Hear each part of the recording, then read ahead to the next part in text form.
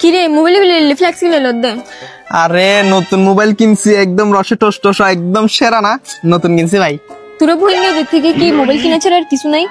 কই আমার জন্য তো কোনোদিন একটা ডেট প্ল্যান করস নাই, কোনোদিন একটা গিফট দেস নাই, কিছু করস নাই। হ্যাঁ Hey handsome, you look so pro.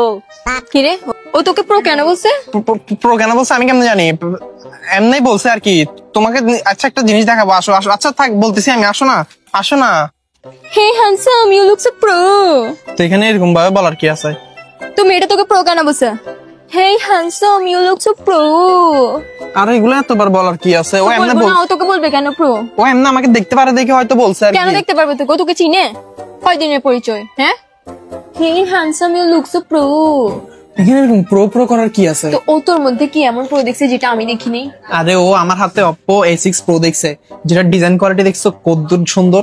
আর এটার মধ্যে 7000 mAh এর ব্যাটারি আছে, মানে কি জানো সারাদিন এখানের মধ্যে টিকটক করলে এটার ব্যাটারি শেষ হবে না। আর আছে বিসি কুলিং সিস্টেম, এটা মোবাইল গরম হয়ে গেলেও মোবাইল খুব স্মুথলি চলবে। আর একটা সিস্টেম জানো, রিভার্স চার্জিং, মানে তুমি এখানে প্লাগ লাগাই, তোমার মোবাইলে যদি প্লাগ লাগাও এখান থেকে ওইখানে চার্জ হবে, বুঝছো? আচ্ছা এটা কি আমাকে দিয়ে দিবি? না ভাই, এটা আমার আব্বুর পকেটের টাকা চুরি করে কিনছি। সরি, বলে ফেলছি, সমস্যা নেই, ঠিক আচ্ছা, আছে? দিবা? পরে, এটা এখন না, খানা অর্ডার দাও না।